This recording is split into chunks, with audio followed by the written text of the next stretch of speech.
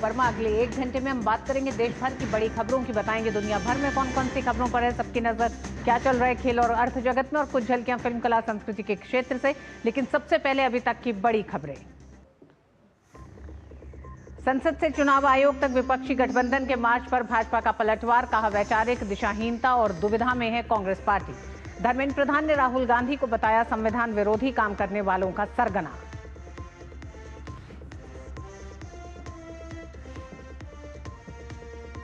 संसद में विपक्ष का हंगामा लगातार जारी, राज्यसभा और लोकसभा की कार्रवाई 2 बजे तक स्थगित। उपसभापति और लोकसभा अध्यक्ष ने की विपक्ष से कार्रवाई चलने देने की अपील।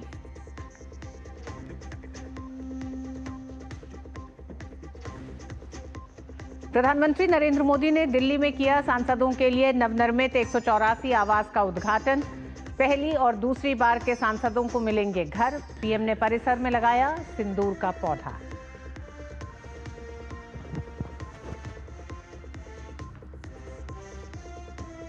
धराली आपदा के बाद जारी है रेस्क्यू ऑपरेशन। गंगनानी को जोड़ने वाले लिमचीगाड़ पुल पर आवाजाही शुरू। अगले 2 दिन में सड़क संपर्क पूरी तरह बहाल होने की उम्मीद।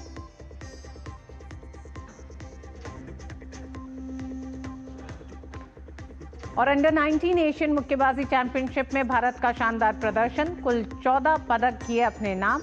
10 में से 9 महिला मुक्केबाज पदक जीतने में सफल।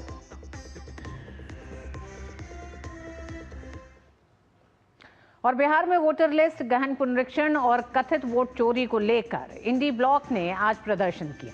मार्च कर रहे इंडी गठबंधन के नेताओं की पुलिसकर्मियों के साथ नोकझोंक भी देखने को मिली।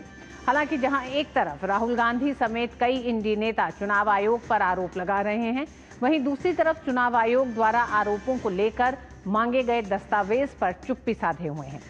वहीं इसे लेकर बीजेपी समेत पूरी एनडीए हमलावर है।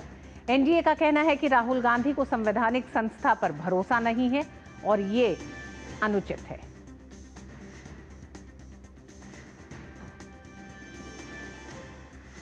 भाजपा नेता धर्मेंद्र प्रधान ने आज कांग्रेस और उनके नेताओं पर जमकर प्रहार किया। उन्होंने कहा कि कांग्रेस के लाडले राहुल गांधी का लोकतंत्र और संविधान में कोई विश्वास नहीं रह गया है, इसलिए जब कांग्रेस चुनाव जीत जाती है तो राहुल गांधी कहते हैं कि जनता का समर्थन कांग्रेस को मिल रहा है, वहीं जब कांग्रेस चुनाव हार जाती है तो कहते हैं कि सब जगह भ्रष्टाचार हो रहा है। कांग्रेस और राहुल गांधी का दोगलापन आज जनता के सामने आ गया है। एक वैचारिक दिशाहीनता की और दुविधा की समूह कांग्रेस पार्टी और उसकी नेता राहुल गांधी बन चुके हैं। लोकतंत्र में उनकी कोई लोकलाज बची नहीं। अराजकता धीरे धीरे अहंकार के साथ मिलते हुए देश में एक अस्थिरता पैदा करने की एक सोची समझी रणनीति ये है। आप चुनाव जीतोगे तो सारा विषय सही है, अब चुनाव हारोगे ये सारा विषय की अव्यवस्था आपको ध्यान में आती है। धर्मेंद्र प्रधान ने कहा कि कांग्रेस पार्टी पहले झूठ बोलती है, कभी महाराष्ट्र, कभी बिहार, कभी चुनाव आयोग, कभी ईवीएम, कभी कुछ और, लेकिन कांग्रेस को खुद ही अपना मुद्दा स्पष्ट नहीं है। कांग्रेस केवल और केवल सत्ता और चुनाव में जीत के लिए जनता में कोई भी झूठ फैलाने से गुरेज नहीं करती। कांग्रेस के पास ना तो कोई मुद्दा है और ना ही कोई देश हित के लिए कोई विजन। कांग्रेस पार्टी अनेक राज्यों में निरंतर पराजय के कारण एक बैंकरप्सी की स्थिति में पहुंच चुकी है। कोई स्पष्ट मुद्दा हाथ में नहीं है, कोई नीति नहीं है। एक रिएक्शनरी फोर्स के नाते ये लोग अपने राजनीतिक कार्यकलाप बना रहे हैं। पहले इन्होंने ईवीएम को मुद्दा बनाया था, फिर राफेल पे झूठ बोले, फिर सीमा के ऊपर चाइना के साथ हमारी डिस्प्यूट को चाइना के साथ दिए, भारत की सेना को, भारत की संप्रभुता को इन्होंने प्रश्न उठाया, जिसके बारे में न्यायपालिका ने शायद आजाद भारत में कोई राजनीतिक व्यक्तित्व के ऊपर इतनी कटु टिप्पणी दिया होगा। उधर बिहार में एसआईआर मुद्दे पर विपक्ष के हंगामे पर भाजपा सांसद रविशंकर प्रसाद ने पलटवार किया है। उन्होंने कहा कि विपक्ष की मांग बेबुनियाद है, क्योंकि जब तक किसी ने भी एसआईआर पर आपत्ति नहीं जताई है। राहुल गांधी से बार बार कह रहे हैं प्रूफ दीजिए, प्रूफ का पता नहीं है, तो यही हाल है। पेगासस में प्रूफ दिया था सुप्रीम कोर्ट में, अपना मोबाइल दिया था, किसी का दिया था। राफेल में कोई प्रूफ दिया था, अभी भी प्रूफ नहीं देते हैं।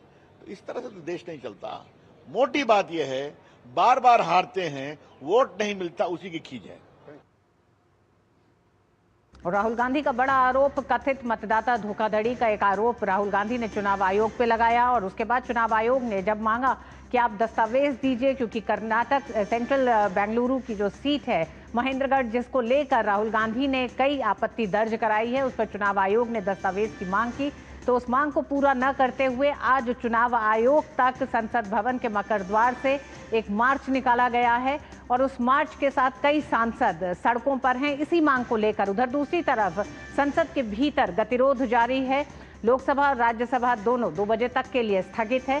देवेंद्र रावत हमारे साथ जुड़ गए हैं, राजेश राज हमारे साथ जुड़ गए हैं संसद से, देवेंद्र हमारे साथ जुड़ गए हैं इस मार्च पर खबर देने के लिए। देवेंद्र, सबसे पहले तो मार्च को लेकर अपडेट जानना चाहेंगे कि जो मांग यानी संसद भवन से लेकर चुनाव आयोग तक का करीब 2 किलोमीटर तक का ये रास्ता है, सांसदों ने कूच किया चुनाव आयोग की तरफ, जिसका अभी तक जो हवाला दिया जा रहा है कि पुलिस से एक अनुमति भी नहीं ली गई थी इस तरह के मार्च की। तो इसके आगे क्या रहा है, अभी क्या अपडेट है? रितु जी, देखिए इस वक्त जो जानकारी है उसके मुताबिक ट्रांसपोर्ट भवन पर ही जो बैरिकेड थी दिल्ली पुलिस की, वहां पर विपक्ष के सभी सांसदों को रोक दिया गया था। राहुल गांधी, मल्लिकार्जुन खड़गे सहित, प्रियंका वाड्रा सहित, क्योंकि ये लगातार पुलिस की अनुमति के बिना ही जो है वो, और इलेक्शन कमीशन से जो इनको न्योता मिला था वो 30 सांसदों के से जो है सहमति जताई थी इलेक्शन कमीशन ने। उन्होंने कहा था कि 12 बजे आप आइए, बात करेंगे। लेकिन ट्रांसपोर्ट भवन पर ही जो है उसके आगे बढ़ते हुए इन्हें दिल्ली पुलिस हिरासत में लेना पड़ा, क्योंकि बहुत बड़ी जो है तादाद थी और अनुमति नहीं थी। और तमाम जो आप समझ सकते हैं सेंट्रल दिल्ली का जो इलाका है, इस प्रकार के जो है अघोषित मार्चों से जो है वो पूरा जो है ताना बाना जो है ट्रैफिक का वो बिगड़ जाता है। ऐसे में दिल्ली पुलिस को एहतियातन जो है सभी सांसदों को हिरासत में लेना पड़ा, उन्हें पार्लियामेंट्री स्ट्रीट पुलिस थाने पर पहुंचाया गया। लेकिन यहाँ पे ऋतु देखिए जो खास बात है कि अभी तक 12 बजे के बाद जो समय दिया गया था इंडिया अलायंस के नेताओं को, विपक्ष के सभी सांसदों को, जो 30 सांसद उनमें से उन्होंने कहा गया था कि वो अपने 30 सांसदों को जो है वो मीटिंग के लिए भेजें। अभी तक कोई पहुंचा नहीं है, इस पर कोई जानकारी नहीं है। कहीं ना कहीं विपक्ष की इस पूरी जो कवायद पर जो है सवाल भी खड़े करता है कि आखिर आपका मकसद क्या है, क्या आप राजनीति करना चाहते हैं इस मुद्दे पर, या फिर केवल लोगों के बीच एक नैरेटिव गढ़ना चाहते हैं कि इलेक्शन कमीशन की तरफ से ऐसी गड़बड़ियां हैं जो वो बता रहे हैं। लेकिन उस पर जो है जब इलेक्शन कमीशन कहता है कि आप हमसे बात कीजिए, आप हमें जो है शपथ पत्र के साथ इन आरोपी दस्तावेजों को पेश कीजिए, हम उस पर जांच करें। क्योंकि देखिए जब तक आप फॉर्मल रिक्वेस्ट नहीं करेंगे या कंप्लेन दर्ज नहीं करेंगे इलेक्शन कमीशन के पास, तो इलेक्शन कमीशन के पास भी एक औपचारिक तरीका नहीं है कि उस पर कोई इन्वेस्टिगेशन करे या कोई औपचारिक इन्वेस्टिगेशन शुरू करे। तो ये एक जो है, क्योंकि संवैधानिक संस्था है इलेक्शन कमीशन, उसका भी एक काम करने का तरीका है। विपक्ष की कोशिश रही है कि इस मुद्दे पर राजनीतिकरण किया जाए, एक नैरेटिव गढ़ा जाए, लेकिन उस पर देखिए अभी तक जो है कोई भी साक्ष्य जो है वो शपथ पत्र के साथ राहुल गांधी या कांग्रेस या किसी इंडिया गठबंधन के तरफ से नहीं है। जबकि कर्नाटक के इलेक्शन कमीशन हो या महाराष्ट्र के इलेक्शन कमीशन हो और यूपी के भी वो समय समय पर पिछले दिनों, जब से राहुल गांधी ने ये आरोप लगाया, पिछले बीते दिनों ये आरोप लगाए थे, उसके बाद से क्लैरिफिकेशन आए हैं, उनकी तरफ से स्पष्टीकरण आए कि आप आइए और हमसे बात कीजिए, किस विषय पर बात करनी है, कौन से स्पेसिफिक इश्यूज हैं। देखिए राहुल गांधी ने जो प्रेस कॉन्फ्रेंस की थी, उन्होंने साउथ जो बैंगलोर है वहां की सीट है महादेवपुरा, वहां का जिक्र किया था और उन्होंने कहा था कि कई फर्जी मतदाता हैं इसमें और कई मतदाताओं ने के पास कई एक से ज्यादा जो है वोटर आई कार्ड हैं और इस प्रकार के उन्होंने तथ्य रखे और उस पर जो है उन्होंने आरोप लगाया कि जो है इलेक्शन कमीशन जो है वो गड़बड़ी करा। लेकिन उस पर हमने देखा कि पिछले दिनों कई समाचार माध्यमों के जरिए भी और कई माध्यमों पर, सोशल मीडिया पे भी हमने देखा कि जिन जिन लोगों का नाम राहुल गांधी ने अपनी प्रेस कॉन्फ्रेंस में लिया था वे सभी सामने आए, उन्होंने अपना स्पष्टीकरण भी दिया और कहीं ना कहीं एक जो कंफ्यूजन की कोशिश हुई थी पैदा करने की, वो कहीं ना कहीं जो है देवेंद्र महादेवपुरा सीट हम पर जो देख रहे हैं कि जो औपचारिकता है, महादेवपुरा विधानसभा सीट को लेकर शकुन रानी, जिनका दावा किया था राहुल गांधी ने कि 2 बार उन्होंने वोट किया, 2 बार टिक देखा गया है, उसको पूरी तरह खारिज किया कर्नाटक के मुख्य निर्वाचन अधिकारी ने। और उन्होंने साफ ये कहा कि जो आपने सबूत दिए हैं वो सबूत चुनाव आयोग के पास इस तरह की कोई ऐसी जानकारी नहीं है। चुनाव आयोग के पास जो जानकारी है उसमें 1 टिक है और शकुन रानी ने 1 बार से वोट किया है, उनसे भी पूछताछ की है। कृपया आप उन दस्तावेजों को दें जिनमें ये साबित किया गया है जो आपने मीडिया के सामने रखा 7 तारीख को। तो इसके बाद क्या राहुल गांधी को जब 30 सांसदों को बुलाया गया, ये तो 300 सांसद के मार्च करने की पीछे की रणनीति क्या है? क्या वो 30 सांसद अभी तक नहीं पहुंचे, जैसा आपका कहना है कि 12 बजे उन्हें पहुंचना था? क्या विपक्ष के लिए चुनौती ये हो रही है कि जिन दस्तावेजों की मांग की जा रही है, क्या उससे बचने की एक कोशिश विपक्ष की है, या विपक्ष इस पूरे मसले को लेकर एक नैरेटिव गढ़ते हुए इस पर पूरा एक राजनीतिक माहौल बनाना चाहता है बिहार चुनाव से पहले? बिल्कुल ठीक आप कह रही हैं ऋतु। देखिए, कांग्रेस पार्टी या विपक्ष की कोशिश यहाँ पे नैरेटिव गढ़ने की नजर आती है, पॉलिटिक्स करने की नजर आती है। हालांकि राहुल गांधी कहते हैं कि ये विषय हमारा राजनीतिक मुद्दा नहीं है, ये तो हमारा मुद्दा संविधान बचाने का है। लेकिन देखिए, संवैधानिक संस्थाओं पर आप इस प्रकार आरोप लगाएंगे। इससे पहले आप इलेक्शन कमीशन के जो ईवीएम थे उस पर भी आप आरोप लगाते थे। इलेक्शन कमीशन ने बाकायदा अपना दफ्तर खोला और जो है ईवीएम रखी सामने, कहा कि आप कोई भी एक्सपर्ट लेके आइए, उसे आप दिखाइए कहाँ गड़बड़ी नजर आती है। कांग्रेस पार्टी और इंडिया अलायंस के जो बाकी दल हैं वो आरोप तो लगाते हैं, लेकिन जब बारी आती है उन्हें साबित करने की, तथ्य रखने की, या किसी प्रकार से जांच करके ये साबित करने की कि इसमें कुछ त्रुटि है, तो वहां पर वो विफल नजर आते हैं, क्योंकि वो ना तो प्रस्तुत होते हैं। अभी तक भी अभी हम एसआईआर की बात कर रहे हैं, राहुल गांधी या इंडिया अलायंस की तरफ से जो 30 सांसदों को जो अनुमति दी गई थी, मिलने का समय दिया गया था, वो अभी नहीं पहुंच पाए हैं। क्या पहुंचेंगे या नहीं पहुंचेंगे ये देखने वाली बात होगी। लेकिन जो इतिहास बता रहा है, जैसा कि हमने अभी तक देखा है, अपोजिशन की जो राजनीतिक स्ट्रेटजी रही है, वे प्रस्तुत नहीं होंगे, बल्कि इस मुद्दे का जो है राजनीतिकरण करेंगे, वे आरोप लगाएंगे, सत्ता पक्ष पर भी लगाएंगे और संवैधानिक संस्थाओं पर भी लगाएंगे। लेकिन जो साक्ष्य रखने की बारी है ऋतु, उस वक्त जो है कहीं ना कहीं कांग्रेस पार्टी पीछे जो है कदम करती हुई नजर आती है। शपथ पत्र देने की जहां तक बात है, अभी तक शपथ पत्र नहीं दिया। आज भी सुबह 11 बजे तक जो है इलेक्शन कमीशन ने भी अपने जो सोशल मीडिया का जो अकाउंट है उसके माध्यम से जानकारी दी थी कि अभी तक 11 बजे तक सुबह कोई भी जो है साक्ष्य या कोई भी दस्तावेज हस्ताक्षरों के साथ हमारे पास प्रस्तुत नहीं हुआ है। इसलिए जो है कोई भी फॉर्मल जांच जो करना ऐसे में असंभव लगती है। जी देवेंद्र, इसमें एक जानकारी और दर्शकों को देनी जरूरी है। भारत निर्वाचन आयोग सचिवालय ने कांग्रेस सांसद जयराम रमेश, क्योंकि वो मीडिया को देखते हैं, उन्हें पत्र लिखा और इस पत्र में भारत निर्वाचन आयोग सचिवालय ने कहा कि दोपहर 12 बजे बातचीत के लिए समय दिया, अनुरोध किया कि स्थान की कमी के कारण कृपया अधिकतम 30 व्यक्तियों के साथ आए, उन व्यक्तियों का नाम सूचित करें, जो कि अभी तक चुनाव आयोग को ऐसी सूचना है कि नहीं अपडेट आया है। आपके पास क्या जानकारी है? चुनाव आयोग तक पहुंचने के लिए क्या अभी कांग्रेस ने अपनी तरफ से नाम नहीं दिए? क्योंकि इस आरोप की शुरुआत कांग्रेस के नेता और विपक्ष के नेता राहुल गांधी ने शुरुआत की है, तो ये चुनाव आयोग जो कॉरेस्पॉन्डेंस कर रहा है वो जयराम रमेश के साथ कर रहा है। इस पर आगे क्या अपडेट है? देखिए, अभी तक कांग्रेस पार्टी की तरफ से ना ही किसी और अन्य दल की तरफ से कोई जानकारी आई है। ये जो कयास लगाए जा रहे थे, अगर ये बैठक होगी तो इसमें राहुल गांधी, मल्लिकार्जुन खड़गे सहित जितने फ्लोर लीडर्स हैं अपोजिशन पार्टीज के वो शामिल हो सकते हैं। उसमें 30 लोगों की संख्या जो है वो बनती है। लेकिन औपचारिक रूप से अभी तक किसी नाम की जानकारी या किसी सूची जो है वो अभी तक जारी नहीं की गई है मीडिया की ओर, किसी भी राजनीतिक दल की तरफ से जो विपक्ष में है। तो साफ पता चलता है कि ये मुद्दा जो है बातचीत करने के लिए नहीं था। ये जो मैसेजिंग है, ये नैरेटिव गढ़ने की कोशिश ज्यादा है, चर्चा करने की ज्यादा है, लेकिन इस पर इसकी तह पे जाकर जो है पूरे मुद्दे को सुलझाने की बात नहीं है। ऋतु, आप देखिए बिहार में जो एसआईआर हो रहा है, ये कोई नई प्रक्रिया नहीं है जो चुनाव आयोग की तरफ से हो रही है। ऐसी समय समय पर चुनाव आयोग कई मर्तबा जो है कई इलेक्शंस पे कई राज्यों में करता रहा है, क्योंकि ऐसी त्रुटियां जो है इलेक्शन कमीशन के पास आती रहती हैं कि लोग जो है वो एक वोट कहीं और अपना ट्रांसफर करते हैं या कोई अपना स्थान छोड़ता है तो या जो मतदाता सूची में कई लोग ऐसे होते हैं जिनका देहांत हो जाता है, तो एक ये प्रक्रिया रह रही है इलेक्शन कमीशन की कि उसे जो है अपडेट करना है। एक मामला और बताना चाहूंगा, जो राहुल गांधी ने एक और व्यक्ति का नाम लिया था, आदित्य श्रीवास्तव का, उसके कई सारे जो है वोटर आईडी कार्ड उन्होंने अपनी प्रेस कॉन्फ्रेंस में दिखाए थे, लेकिन वो व्यक्ति भी जो है वो कई समाचार माध्यमों के जरिए और सोशल मीडिया में भी आया है, उसने बताया है कि उसका एक ही वोट है और जो वो पुराने जो वोटर आई कार्ड्स थे वो उनको, क्योंकि वो आईटी सेक्टर में जॉब करते थे, तो वो यूपी से बेंगलोर ट्रांसफर हुए और बेंगलोर में भी कई जगह उन्होंने ट्रांसफर हुआ, तो उसके तहत उन्होंने अपना वोटर आई कार्ड जो है उस अपने जो अपने बूथ पे करने की कोशिश की थी। तो आप समझ सकते हैं कि वो एक ट्रांसफर ऑफ वोट था, लेकिन इसको गलत तरीके से प्रस्तुत किया गया कांग्रेस की तरफ से और राहुल गांधी की तरफ से भी। तो ये सभी सारी चीजें हैं। शायद ये भी शायद ये कहना सही होगा कि जो आरोप आपने लगाए थे आपको उन पर कॉन्फिडेंस नहीं है, इसीलिए शायद कांग्रेस पार्टी के नेता जो हैं वो इलेक्शन कमीशन के पास जाने की इस वक्त जो अब तक जो है वो कोशिश नहीं कर पाए हैं। और अगर वो जाते हैं तो अंत में जानना चाहेंगे, राहुल गांधी की अब मांग है, अपने पूरे आरोप के साथ डिजिटल मतदाता सूची की मांग कर रहे हैं।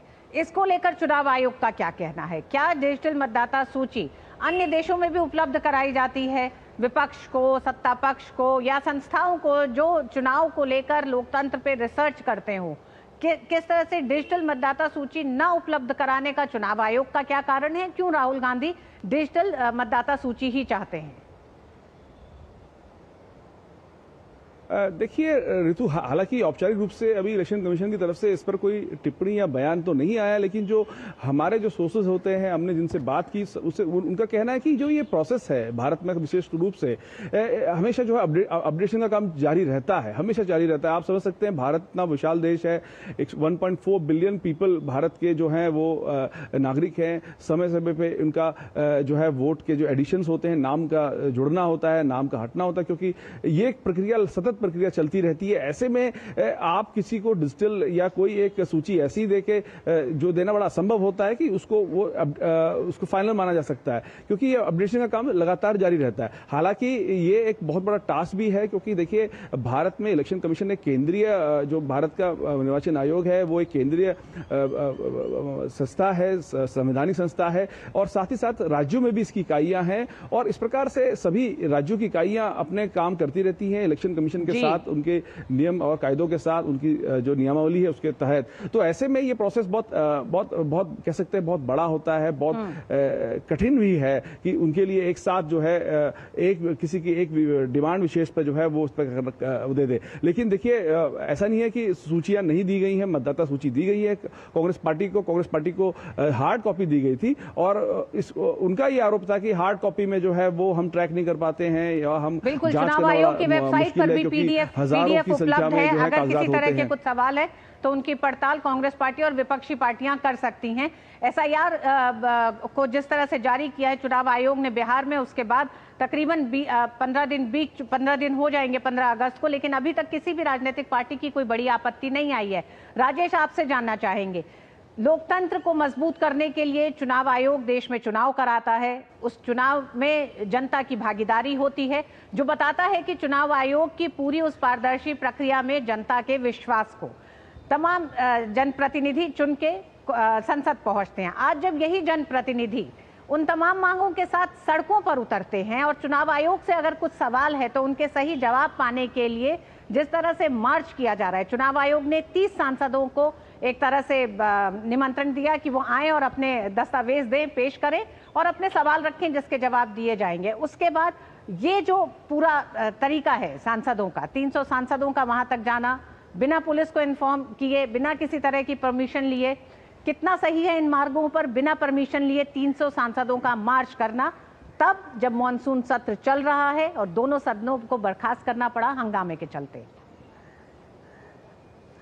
देखिए बिल्कुल आपने सही कहा ऋतु कि जिस तरीके से संसद के मॉनसून सत्र का यह चौथा हफ्ता है और चौथे हफ्ते का यह पहला दिन है, और आज यहाँ पर मकर द्वार जो हमारे ठीक पीछे आप देख पा रही होंगी, इस मकर द्वार पर जो विपक्ष के सांसद हैं इन्होंने जोरदार धरना प्रदर्शन किया जब सदन को चलाने की कोशिश लोकसभा स्पीकर ओम बिरला ने की, और ठीक 11 बजे के बाद जब सदन की कार्रवाई 2 बजे तक के लिए स्थगित हुई तो इसी मकर द्वार से जो तमाम विपक्ष के सांसद थे वो चुनाव आयोग की तरफ रुख करते हैं और जो हमारे ठीक पीछे का जो ये तालकटोरा स्टेडियम का जो गेट है यहाँ से के बगल से वो निकलकर ट्रांसपोर्ट भवन की तरफ से जब आगे बढ़ रहे थे तो ट्रांसपोर्ट भवन के पास दिल्ली पुलिस की जो बैरिकेटिंग थी वहाँ पर उनको रोका गया। और आपने देखा विजुअल्स में कि बैरिकेटिंग के ऊपर चढ़कर अखिलेश यादव जो समाजवादी पार्टी के राष्ट्रीय अध्यक्ष हैं वो बैरिकेटिंग के ऊपर से कूद कर नीचे जाते हुए देखे गए। प्रियंका गांधी बहुत एग्रेसिव नजर आ रही थी। राहुल गांधी, मल्लिकार्जुन खड़गे समेत तमाम जो विपक्षी सांसद थे वो धरना प्रदर्शन करते हुए आगे बढ़ने की कोशिश कर रहे थे। जो दिल्ली पुलिस के कई अधिकारियों के जो बातचीत हमने देखे, जो जानकारी मिली, उसमें 30 लोगों को खोजा जा रहा था जिन लोगों के नाम सूची में होंगे कि जिन लोगों को जाकर चुनाव आयोग से मुलाकात करनी है उन लोगों को ढूंढा जा रहा था। क्योंकि 300 सांसदों के साथ विपक्ष प्रदर्शन कर रहा था तो लिहाजा चुनाव आयोग के लिए कठिनाई तो है कि 300 सांसदों को कोई अंदर बुलाकर बातचीत नहीं कर सकता है। जब भी कोई मुलाकात होती है चुनाव आयोग से तो शिष्टमंडल मुलाकात करता है। तो आपने देखा कि जिस तरीके से दिल्ली पुलिस के लोगों ने उनको रोका और ये एग्रेसिव होकर चुनाव आयोग पर लगातार आरोप लगाने की कोशिश कर रहे हैं। ऐसे में हम कह सकते हैं कि जो संवैधानिक प्रक्रिया है, राहुल गांधी ये भी कहते हुए देखे गए कि ये सियासत नहीं, ये तो संविधान को बचाने की कवायद है।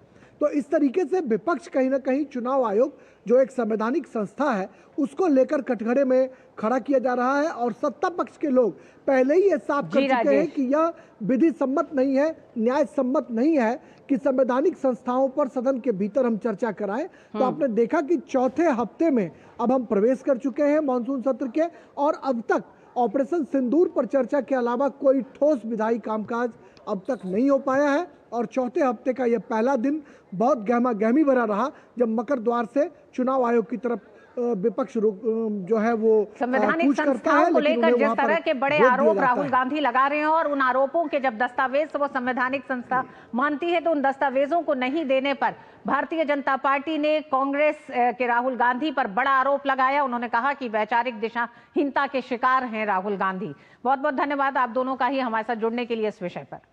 और इसी विषय से जुड़े कांग्रेस नेता राहुल गांधी द्वारा चुनाव आयोग पर लगाए गए आरोप को लेकर चुनाव आयोग सख्त है। कर्नाटक के सीईओ ने आज एक बार फिर कांग्रेस नेता राहुल गांधी को 7 अगस्त को जारी पहले पत्र पर समय रहते स्पष्टीकरण देने या फिर देश से माफी मांगने को कहा है।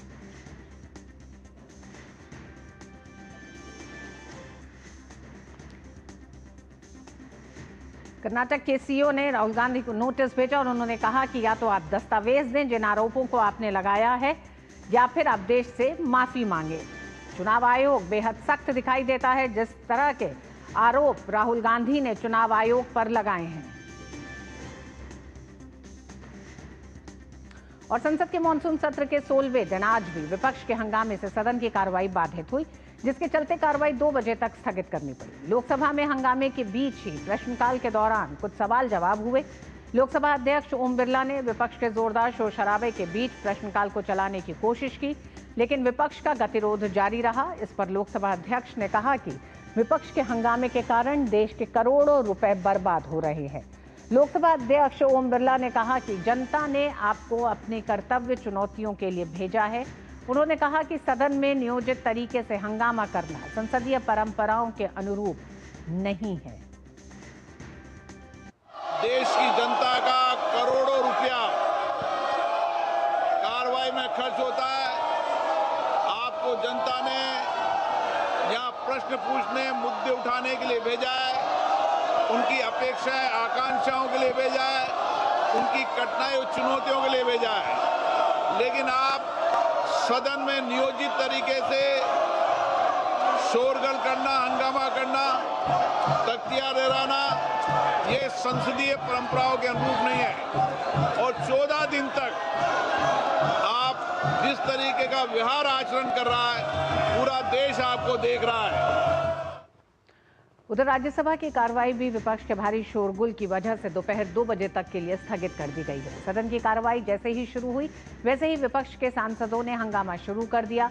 बिहार में मतदाता सूची विशेष गहन पुनरीक्षण सहित अन्य मुद्दों पर सत्ता पक्ष और विपक्ष के बीच 3 सप्ताह से चला आ रहा गतिरोध चौथे सप्ताह के पहले दिन भी दूर नहीं हो सका और विपक्षी सदस्यों ने आज भी इन्हीं मुद्दों पर चर्चा कराने की मांग को लेकर राज्यसभा में हंगामा किया, जिससे सदन की कार्रवाई 2 बजे तक स्थगित करनी पड़ी। हालांकि राज्यसभा को स्थगित करने से पहले उपसभापति हरिवंश ने जानकारी दी कि इस बार सत्र के 62 घंटे 25 मिनट हंगामे की भेंट चढ़ चुके हैं।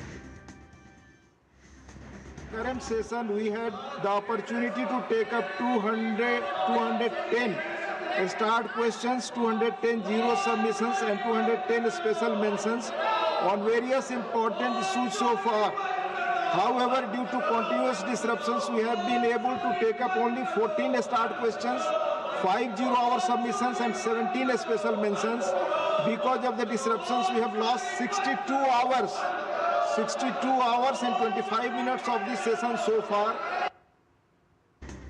और संसद की लगातार हो रही बाधित कार्रवाई पर और बात करने के लिए ऋषि कुमार हमारे साथ जुड़ गए हैं, साथी संवाददाता। ऋषि, सबसे पहले तो यही जानना चाहेंगे कि संसद के भीतर सत्ता पक्ष और विपक्ष के बीच गतिरोध नई बात नहीं है। हम देखते आए हैं कई ऐसे मसले रहे हैं और कई ऐसे नीतिगत मसले बड़े रहे हैं जिसमें सत्ता पक्ष और विपक्ष के बीच में गतिरोध रहता है। लेकिन इस बार जो गतिरोध है, जिस तरह से चुनाव आयोग को लेकर एक गतिरोध है, SIR की पूरी प्रक्रिया को लेकर गतिरोध है, इस गतिरोध में ये देखा जा रहा है कि चुनाव आयोग संवैधानिक संस्था है जिसके साथ एक तरह से कांग्रेस पार्टी ने, राहुल गांधी ने जो आरोप लगाए उस पर बातचीत हो रही है। फिर सदन की कार्रवाई को बाधित करना, और सरकार कह रही है कि एक संवैधानिक संस्था को लेकर सदन के भीतर चर्चा नहीं हो सकती। तो इस गतिरोध के पीछे के कारण क्या दिखाई दे रहे हैं? देखिए ऋतु, जिस तरीके से गतिरोध को लेकर अगर हम देखें तो आज लोकसभा अध्यक्ष ने भी कहा कि जो कार्य दिवस के रूप में देखें तो 14वें दिन भी लगातार आप हंगामा और शोर शराबा कर रहे हैं, जिससे कि जो सदन की कार्यवाही है बार बार बाधित हो रही है और जो विधायी कार्य हैं वो आगे नहीं बढ़ पा रहे हैं। उसी तरीके से राज्यसभा के उपसभापति हरिवंश ने भी कहा कि आपने जो घंटों के हिसाब से देखा जाए तो एक बड़ा नुकसान आपने कर लिया है। तमाम मुद्दों पर चर्चा हो सकती थी, तमाम प्रश्नों के जवाब आ सकते थे, वो अभी तक नहीं आए हैं, सिर्फ और सिर्फ गतिरोध देखने को मिला है। अब ये जो मुद्दा है जिसमें कि बिहार में SIR का, इसको लेकर ट्रेजरी बेंचेस की तरफ से भी और चेयर की तरफ से भी दोनों ने साफ कर दिया है कि ये मसला अलग है, संवैधानिक संस्था के कामकाज की चर्चा नहीं हो सकती है। और इस मसले में जो सभापति और लोकसभा अध्यक्ष दोनों ने पूर्व के जो प्रेसिडेंट्स रहे हैं सदन के अंदर संवैधानिक संस्थाओं को लेकर, ख़ासतौर से चुनाव आयोग को लेकर, जैसे कि बताया गया कि बलराम जाखड़ जो लोकसभा अध्यक्ष थे उन्होंने भी इस मामले में रूलिंग दी थी कि चुनाव आयोग जो है एक स्वतंत्र संस्था है और उसके कामकाज को लेकर चर्चा नहीं हो सकती। इसी तरीके से जब कोई मसला सुप्रीम कोर्ट में होता है और सब जुडिस हो जाता है तो उस पर चर्चा नहीं होती है। ये हमारे तय मानदंड होते हैं, नियम होते हैं, सदन उनसे चलता है। लेकिन इन सब को दरकिरार करके विपक्ष जो है लगातार जो कार्य स्थगन प्रस्ताव के नोटिस, यानी कि सभी कामकाज रोककर आप चर्चा कराएं, यानी कि ना तो प्रश्नकाल होना चाहिए, ना शून्यकाल होना चाहिए, ना कोई विधेयक आना चाहिए, सिर्फ और सिर्फ इस मुद्दे पर पहले चर्चा हो। इसको की लेकर गतिरोध जो है उसको तोड़ने की भी कोशिश की गई है। और जो नेता सदन होते हैं अलग अलग राजनीतिक दलों के, उनके साथ भी बैठकें हुई हैं, लोकसभा अध्यक्ष ने भी और राज्यसभा में उपसभापति के द्वारा भी, लेकिन वो सब की सब कारगर नहीं हो पाई हैं। वजह ये है कि जो विपक्ष है वो सिर्फ एक ही मुद्दे पर अब चर्चा चाहता है और वो मुद्दा है बिहार में SIR का। इसको लेकर बातें चुनाव आयोग के साथ भी विपक्ष की चल रही हैं।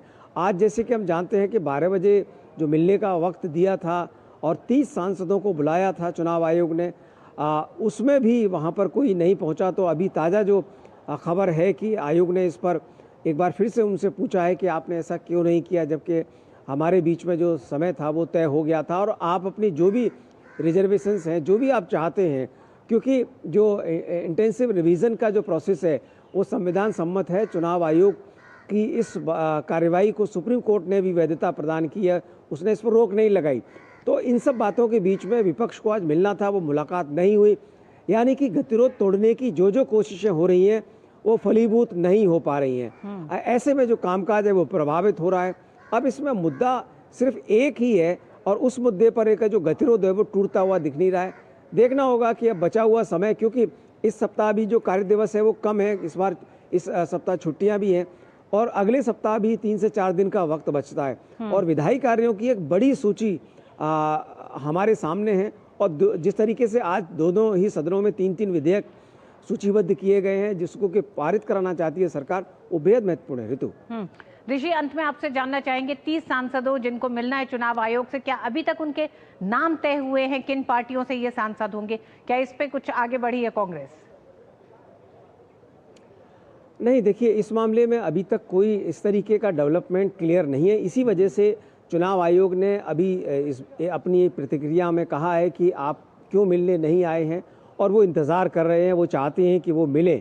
चुनाव आयोग ने जो पत्र लिखा था उसमें साफ संकेत दिए थे कि आप 30 सांसद आ सकते हैं विद व्हीकल, क्योंकि उन्होंने कहा कि आप अपने वाहन के साथ अंदर आ सकते हैं। चुनाव आयोग उन्होंने कहा कि सभी सांसदों के साथ मुलाकात करना जगह की कमी की वजह से संभव नहीं है, तो आप 30 सांसद मेरे काफ़ी बड़ी संख्या है और वो अपनी सभी बातें आयोग के सामने रख सकते हैं। आयोग उन पर विचार करेगा, सुनेगा और जो भी उस पर समाधान हो सकता है वो निकालने की कोशिश की जाएगी। लेकिन अभी तक ये बैठक कैसे होगी इस मामले में, क्योंकि विपक्ष ने अभी जो हमारे पास खबरें बता रही हैं कि जो जहाँ पर उनको रोका गया वहीं से उन्होंने जो बयानबाजी की है उससे तो लग रहा है कि वो जाने के इच्छुक कम ही है। उन्होंने साफ कहा कि हमें यहीं पर रोक दिया गया, जबकि वहाँ जाने का अलग प्रोसीजर है और आपके मार्च निकालने का अलग प्रोसीजर है। पुलिस ने सिर्फ मार्च को रोका है, ना कि चुनाव आयोग जाने से। अब देखना होगा कि इस पर क्या डेवलपमेंट होता है। जी, चुनाव आयोग की तरफ से विपक्ष के 30 सांसदों को एक तरह से कहा गया है कि वो आएं और अपनी आपत्ति चुनाव आयोग के सामने रखें।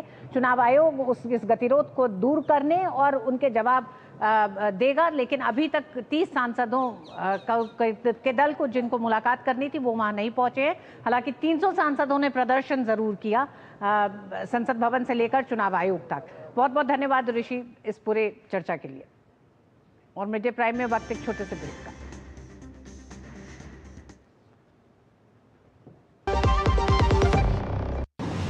श्रावण भादो मास में निकलने वाली श्री महाकालेश्वर की सवारी में इस वर्ष हैं अनेक रंग। भक्ति है, श्रद्धा है और है लोक संस्कृति का अनूठा संगम। 14 जुलाई को प्रथम सोमवार हुआ बटुक वैदिक उद्घोष। 21 जुलाई को दूसरी सवारी में दिखी जनजाति व लोक संस्कृति की झलक और मुख्यमंत्री डॉक्टर मोहन यादव ने लिया प्रदेश की खुशहाली के लिए बाबा महाकाल का आशीर्वाद। तीसरे सोमवार 28 जुलाई को प्रमुख बैंडों ने अपनी खास प्रस्तुति से सभी भक्तों का मोह लिया मन। इसी प्रकार 4 अगस्त को चौथी सवारी में प्रदेश के ऐतिहासिक स्थलों की झांकी निकाली जाएगी। 11 अगस्त को 5वीं सवारी में प्रदेश के धार्मिक पर्यटन स्थलों व मंदिरों की भव्यता दिखाई देगी। 18 अगस्त को राजसी सवारी में अवंतिका नाथ का यशोगान होगा। आइए इस आध्यात्मिक अद्भुत अलौकिक यात्रा के साक्षी बने। पता है, I was a bright student. कुछ करना चाहती थी, कुछ बनना चाहती थी। आप अपना खुद का स्टार्ट कीजिए ना। खुद का बिजनेस? और उसमें पैसे तो बहुत लगेंगे ना? Zero investment. Zero investment? हाँ, I'm doing it. मैं एक principal madam. She's my client. मैं LIC एजेंट हूँ। LIC एजेंट बनो? अब बड़ा सोचो। हमारी वेबसाइट पर जाएं या अपनी नजदीकी LIC शाखा से संपर्क करें।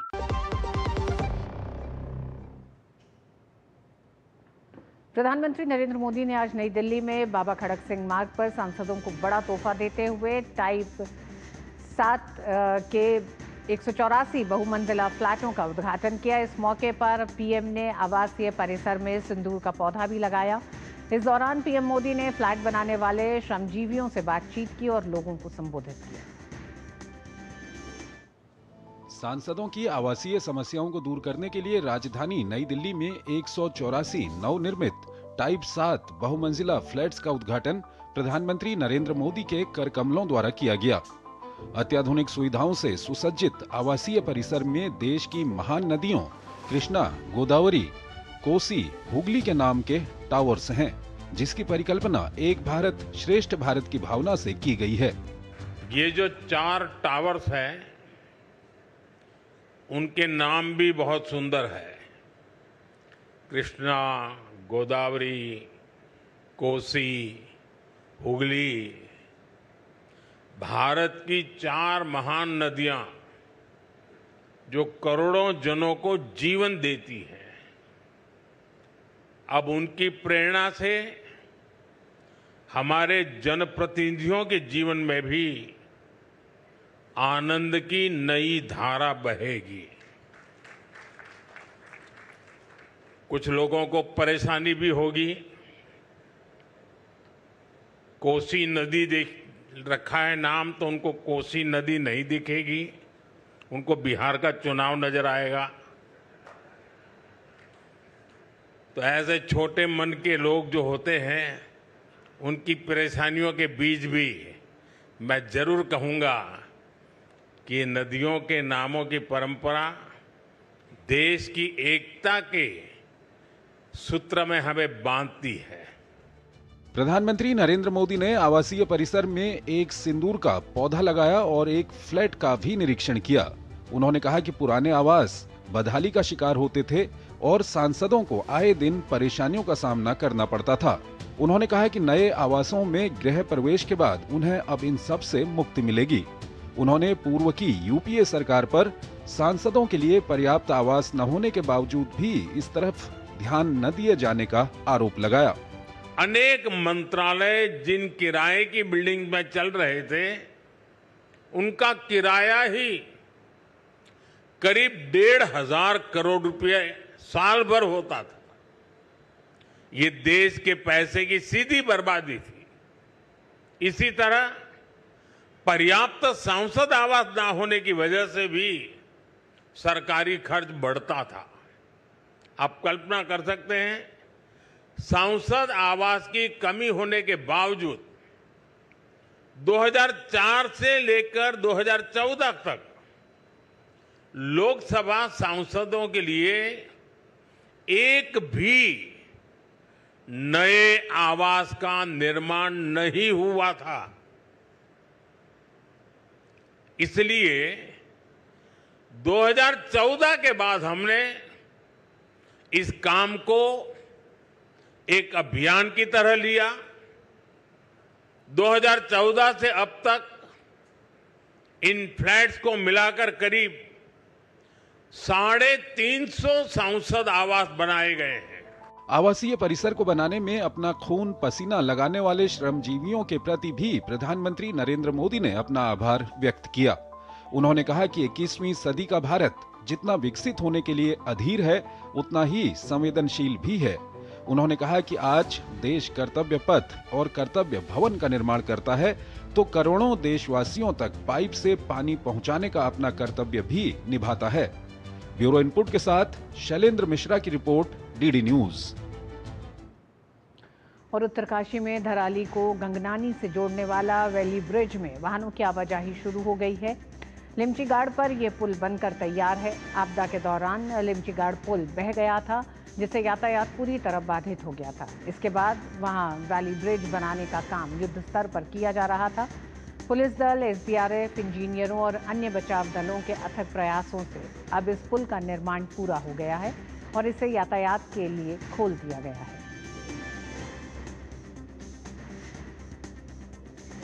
वहीं आपदा प्रभावित क्षेत्र में बिजली आपूर्ति बहाल करने के लिए Uttarakhand power corporation limited UPCL के कर्मचारी कठिन परिस्थितियों में काम करते नजर आए। आज धराली आपदाग्रस्त क्षेत्र के चैनलाइजेशन के लिए आईआईटी रुड़की, सीएसआरई और अन्य विशेषज्ञ एजेंसियों के जियोलॉजिस्ट की एक टीम पहुंचेगी। धराली आपदा पर मुख्यमंत्री पुष्कर सिंह धामी ने राज्य आपदा control room, IT park, Sahastradhara road और देहरादून में आपदाग्रस्त क्षेत्रों में चल रहे रेस्क्यू ऑपरेशन की समीक्षा की। इस दौरान धराली और हर्षिल आपदाग्रस्त क्षेत्र में हर्षिल तक सड़क मार्ग को मंगलवार तक सुचारू करने के निर्देश दिए गए। मुख्यमंत्री पुष्कर सिंह धामी ने जिलाधिकारी सहित संबंधित विभागों के सचिवों को धराली आपदाग्रस्त क्षेत्र में क्षतिग्रस्त हुई निजी और सार्वजनिक संपत्ति के आकलन को 7 दिन की टाइमलाइन में तैयार करने के निर्देश दिए हैं। इसके साथ ही राज्य के सभी आपदाग्रस्त क्षेत्रों के लिए सरकार की ओर से दी जा रही सहायता को जल्द वितरित करने के निर्देश दिए हैं। मुख्यमंत्री ने जिलाधिकारी को धराली आपदा में 108 बेघर हुए परिवारों से निरंतर संपर्क और संवाद रखते हुए उनके रहने, भोजन, दवाइयों और आवश्यक सुविधाएं उपलब्ध कराने के लिए तत्काल बेहतरीन व्यवस्था करने के निर्देश दिए हैं। उन्होंने कहा कि धराली के लोग हमारे अपने हैं, उनको हर मदद दी जाएगी। सड़क मार्ग मंगल या बुधवार तक बन जाने की पूरी संभावना है। पहली ब्रिज जो हमारा लिंचा गाढ़ है उसके पास, गन्नानी के पास, उसको रिस्टॉल करने की प्रक्रिया चल रही है। पैदल यात्रियों के लिए शुरू हो गया है और गाड़ियों के लिए भी जल्दी शुरू होने वाला है। हमारा हर संभव प्रयास है कि सबको निकाला जाए। धराली में 5 अगस्त को आई प्राकृतिक आपदा के बाद अब सर्च ऑपरेशन चलाया जा रहा है, जिसके लिए स्निफर डॉग के साथ साथ आधुनिक उपकरणों की मदद भी ली जा रही है ताकि जिंदगी बचाने की इस मुहिम में कोई कोर कसर बाकी न रह जाए। सेना और एनडीआरएफ हाईटेक मशीनों, LIDAR सर्वे और ग्राउंड पेनेट्रेटिंग रडार सिस्टम से सर्च ऑपरेशन चला रही हैं। जिस वक्त कुदरत का ये कहर धराली के लोगों पर टूटा, उस वक्त काफ़ी लोग वहां मौजूद थे, लेकिन दुर्भाग्य से उन्हें बचने का मौका ही नहीं मिला। पानी का सैलाब अपने रास्ते में जो कुछ आया उसे बहाता हुआ ले गया। ना पेड़ बचे, ना इमारतें और ना ही इंसानी जिंदगी। अब मलबे में जिंदगी हर एक उम्मीद को तलाशा जा रहा है। जिस वक्त धराली में कुदरती आपदा ने कहर ढाया, उस वक्त वहां बिहार और नेपाल के कुछ मजदूर भी मौजूद थे। उन्होंने न सिर्फ उस खौफनाक मंजर को अपनी आंखों से देखा, बल्कि अपने सामने साथी मजदूरों को भी इस आपदा की चपेट में आते देखा। ऐसे ही कुछ लोगों से बात की डीडी न्यूज के संवाददाता दिगंबर सिंह ने। धराली प्राकृतिक आपदा में जो बिहार और नेपाल के मजदूर हैं, उन्होंने आंखों देखा दृश्य यहाँ पे देखा है और हमारे साथ हैं। तो आप ये बताइए कि किस तरह का मंजर रहा? मंजर बहुत खौफनाक था सर जी। हम उस समय यहीं पे थे और 34 सेकंड में ये पूरा धराली खत्म हो गया। मैं उस घर के पास से दौड़ लगाया उनको बचाने के लिए, मगर मेरे को फौजी लोग खींच लिए क्योंकि मैं 5 कदम भी नहीं चला था जब तक महुआ भर गया। कितने लोग रहे होंगे आपके नजर में? उस समय हमारे नज़र में 70-80 लोग के आसपास थे। आप कितने लोग रहे होंगे? वही है, एक ही 11 आदमी बोल रहे हैं ना, वही 11 आदमी है जो मेरे आदमी थे। मैं यहाँ अधिकारी करता था, लाल बाबू शर्मा बिहार से मैं बोल रहा हूँ। अच्छा, और वो 11 आदमी का ये लिस्ट है। ये लिस्ट है जी जी जी जी। ये आपने प्रशासन को दी? प्रशासन को भी दे रखे हैं, कुछ दे रखे हैं। ये पटवारी साहब का सिग्नेचर के सामने जो उन्होंने नज़ारा देखा, जो मंजर देखा, लगभग 70 के आसपास इनके पास जो मलबे में दबने की सूचना मिल रही है। उत्तरकाशी से दूरदर्शन समाचार दिग्विजय। और प्राकृतिक आपदा का कहर हर्षिल के आर्मी कैंप पर भी बरपा। आपदा के बाद जो तस्वीर सामने आई उसमें सिर्फ मलबा ही मलबा नजर आ रहा है। डीडी न्यूज के संवाददाता दिगंबर सिंह दिखा रहे हैं मलबे में तबाह हुए आर्मी कैंप का हाल। प्राकृतिक आपदा धराली में आई है और एक दूरदर्शन की टीम मौके पे पहुंच चुकी है और हम लोग अभी जो आर्मी हर्षिल में आर्मी के लोग जो यहाँ पे मिसिंग हुए, आर्मी का कैंप था, काफ़ी बड़ा कैंप था और जो पूरी तरह से मलबे में तब्दील हो गया है। और यहीं पे एक हेलीपैड बहुत बड़ा हुआ करता था, वो भी पूरी जलमग्न हो गया है और ये झील जैसा समंदर दिख रहा है। तो कहीं ना कहीं जो जिस तरह से जो प्रलय आई है बहुत खतरनाक आई है। उत्तरकाशी से दूरदर्शन समाचार दिग्वीर बिष्ट। और धराली से हमारे साथ जुड़ गए हैं, गंगनानी से हमारे साथ जुड़ गए हैं हमारे साथी संवाददाता नीरज सिंह। नीरज, सबसे पहले तो यही अपडेट जानना चाहेंगे, 7वां दिन है लेकिन लगातार बरसात हो रही है उत्तराखंड के ज्यादातर इलाकों में, तो किस तरह से रेस्क्यू ऑपरेशन में बरसात चुनौती पैदा कर रही है? साथ ही साथ रेस्क्यू ऑपरेशन में 1300 से ज्यादा लोगों को रेस्क्यू किया जा चुका है, अब क्या अपडेट? देखिए, बिल्कुल बरसात परेशानी पैदा कर रही है और आज देखें कि मौसम विभाग का आज भी अलर्ट है और खासतौर से पहाड़ी जो क्षेत्र है, जो उछले स्थान है, वहां पर बारिश का उत्तराखंड में कई सारी जगह पर है। लेकिन जो रेस्क्यू ऑपरेशन है ऋतु जी, वो लगातार जारी है। शुरुआत के 2 दिन 5 और 6 तारीख को जब लगातार बारिश हुई उसके बाद जी नीरज, आपसे ताज़ा अपडेट लेंगे धराली पर, लेकिन उससे पहले आइए सीधे रुक कर रहे हैं केंद्रीय संसदीय कार्य मंत्री किरण रिजिजू इस समय प्रेस को संबोधित कर रहे हैं। ये हम लोग इस तरीके के जो समय बर्बाद करने के लिए, देश का समय और संसद का समय बर्बाद करने के लिए हम नहीं देंगे, इसलिए महत्वपूर्ण बिल हम पारित करेंगे। आज भी आप देखिए, इलेक्शन कमीशन में जाने के लिए समय खुद मांगा और इलेक्शन कमीशन ने ये इंडी गठबंधन को बोला कि हर पार्टी से 2-2 सदस्य को भेज दो। 30 सदस्य को बुलाया, फिर जाता नहीं है।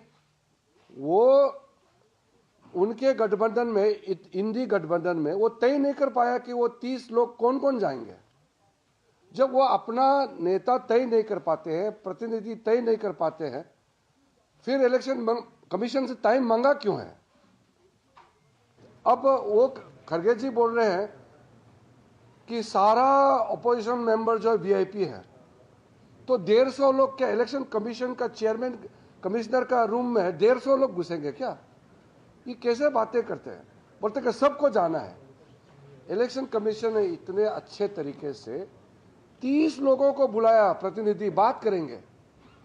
अब ये कांग्रेस वाले, ये इंडी गठबंधन को सुप्रीम कोर्ट में भरोसा नहीं है और कहते कि सुप्रीम कोर्ट टिप्पणी नहीं कर सकते इनके ऊपर में। इलेक्शन कमीशन में भरोसा नहीं है, इलेक्शन कमीशन को अटैक करते हैं, पार्लियामेंट को विश्वास नहीं करते हैं। हमारा देश के जितना जो संवैधानिक संस्थाएं हैं उनको प्रहार करते हैं। तो ये किसके इशारे में और क्यों भारत का छवि को नुकसान कराने के लिए बार बार हर दिन ये नाटक क्यों करते हैं? इसलिए देश ने हम लोगों को देश सेवा के लिए भेजा है, ना कि यहाँ हर दिन नाटक करने के लिए। हम लोग अपोजिशन को हम लास्ट फिर अपील करते हैं, हम बिल पारित करेंगे, आप चर्चा में हिस्सा लीजिए। कल को मत बोलिए कि उनको चर्चा में बोलने नहीं दिया, माइक बंद कर दिया। ये फिर झूठ बात फैलाना नहीं है, क्योंकि हम बार बार रिक्वेस्ट कर रहे हैं कि इम्पोर्टेंट बिल्स में हम चाहते हैं कि सब एमपी बोले, सब पार्टिसिपेट करना चाहिए, अपना मत जाना चाहिए।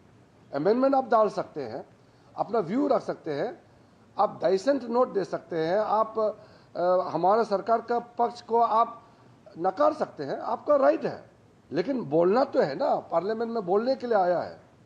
तो मैं आपके माध्यम से आज फिर अपना नाराज़गी में जताना चाहता हूं कि आज यहाँ हंगामा करके इलेक्शन कमीशन में जा करके फिर वहाँ भी हंगामा करके अब इलेक्शन कमीशन को अटैक कर रहे हैं।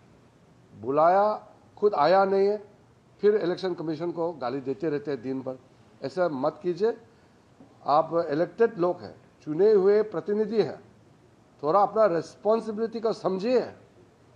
देश के प्रति सब जवाबदेही है हम लोग।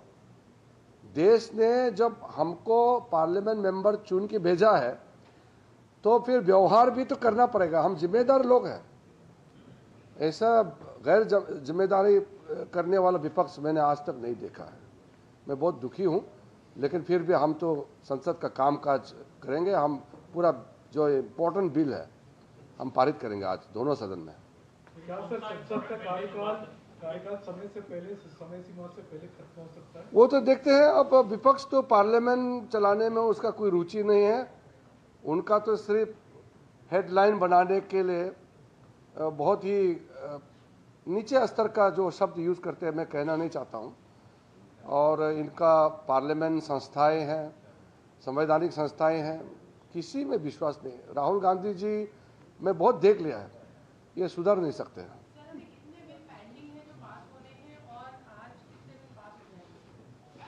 नहीं, आज तो इम्पोर्टेंट बिल्स हम इनकम टैक्स बिल्स है, स्पोर्ट्स बिल्स है, और मणिपुर का जीएसटी और डिमांड्स फॉर ग्रांट्स बिल्स है, और शिपिंग, मर्चेंट शिपिंग बिल्स है। गोवा में शेड्यूल्ड ट्राइब्स को रिजर्वेशन देने का बिल है। काफ़ी बिल, इम्पोर्टेंट बिल्स आज लगे हुए हैं। हम अब बर्दाश्त नहीं कर सकते हैं। देश का जो हम लोगों के ऊपर जिम्मेदारी दिया है, हम लोग जिम्मेदारी निभाएंगे। सर, टीएमसी सांसद हैं सुष्मिता देव, वो ये कह रही हैं इलेक्शन कमीशन को लेकर लातों को भूत बातों से नहीं मानते। ये लोग संविधान को ही नहीं मानते हैं, संविधान को किताब पकड़ते हैं, संविधान को नहीं मानते हैं। एक पार्टी, एक फैमिली और एक व्यक्ति का मनमानी जो करता है वो संवैधानिक हो ही नहीं सकते। वो डेमोक्रेसी में वो लोग संविधान में विश्वास नहीं करते हैं। हम लोग तो लोकतंत्र पार्टी वाले हैं। हमारे यहाँ तो नेता कर्म से नेता बनते हैं, वहाँ तो पैदाइश नेता होते हैं। वो लोकतंत्र को कहाँ विश्वास करेंगे? जो एक परिवार ही सब कुछ होता है वो लोकतांत्रिक हो ही नहीं सकता है। इसलिए मूलभूत उनके सोच में डेमोक्रेसी का बारे में कोई विश्वास ही नहीं है। ये लोग, एक आदमी पैदा से ही वो मालिक सोचते हैं अपने आप को, देश और पार्टी को पूरा थोपता है वो। ऐसा कोई हो सकता है कि आप पार्लियामेंट्री डेमोक्रेसी में आपका बोलचाल, आपका काम, आपका ओवरऑल जो आपका विश्वसनीय जो आप प्राप्त कर सकते हैं, तभी आप नेता बनना चाहिए। पैदा होते ही वो नेता समझते हैं अपने आप को और देश का मालिक समझते हैं। वो कहाँ डेमोक्रेसी और कहाँ संस्थाएं को वो वैल्यू करेंगे?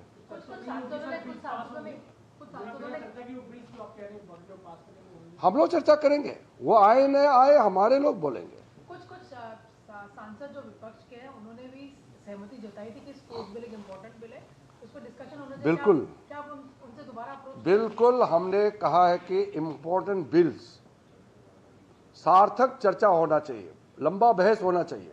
2-2 दिन आप सोचिए, स्पोर्ट्स गवर्नेंस बिल और एंटी डोपिंग बिल के लिए 2 दिन लोकसभा में, 2 दिन राज्यसभा में हम लोग ने टाइम तय किया।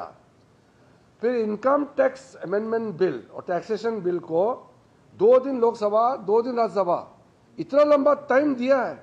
टाइम तय कर चुके हैं बीएससी में, फिर भी आकर के हंगामा करते रहते हैं। हमारे लोग, एनडीए के लोग तो पूरा भरपूर हम लोग बोलेंगे, सारे एमपीज बोलेंगे, मंत्री जवाब देंगे। हम अपोजिशन वाला को रिक्वेस्ट करते हैं, आप भी अपना बात रख सकते हैं, आप चर्चा में भाग लीजिए और चर्चा से भाग करके फिर बोलेंगे कि बोलने नहीं देते, ये मत कीजिए। Thank you. पिछले हफ्ते उनको बोला था कि अगर ये तो ये केंद्रीय संसदीय कार्य मंत्री किरण रिजिजू ने विपक्ष के गैर जिम्मेदाराना रवैया को लेकर कई तीखे प्रश्न भी किए और एक हमला भी बोला। उन्होंने कहा कि संसद के भीतर चौथा हफ्ता है मॉनसून सत्र का, लगातार विपक्ष एसआईआर के मुद्दे को लेकर गतिरोध बनाए हुए है। ऐसे में चुनाव आयोग ने 30 सांसदों को बुलाया। अभी तक विपक्षी पार्टियां 30 सांसदों के नाम नहीं दे सकी हैं, इसके बावजूद सड़क पे प्रदर्शन करना। उन्होंने राहुल गांधी पे भी बड़े हमले बोले कि राहुल गांधी को ना तो संविधान पर विश्वास है न लोकतंत्र पर विश्वास है। उनकी पूरी कार्यशैली ये बताती है कि उनका कतई विश्वास संविधान और संवैधानिक संस्थाओं पर नहीं है। मिड डे प्राइम में वक्त एक छोटे से ब्रेक का।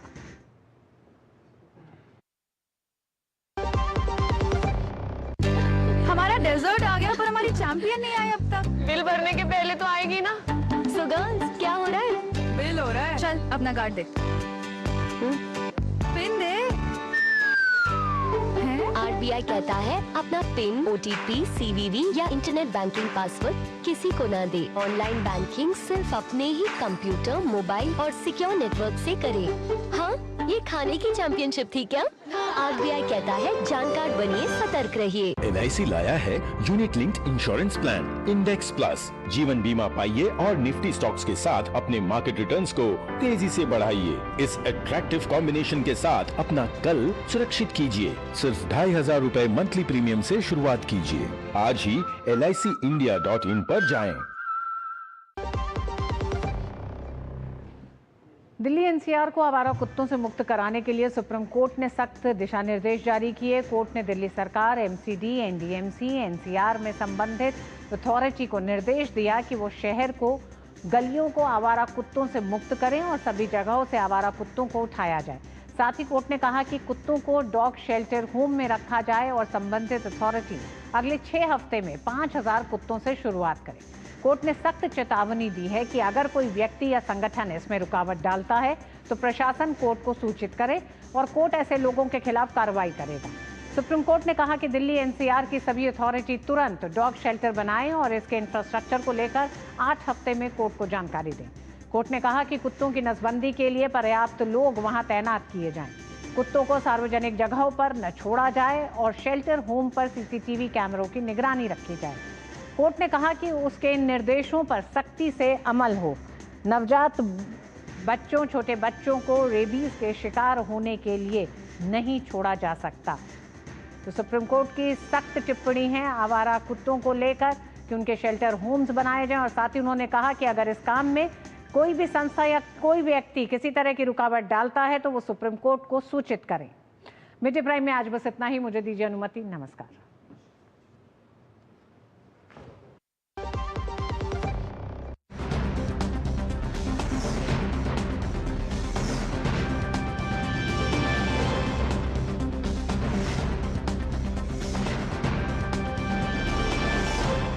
मिड डे प्राइम के प्रायोजक थे LIC।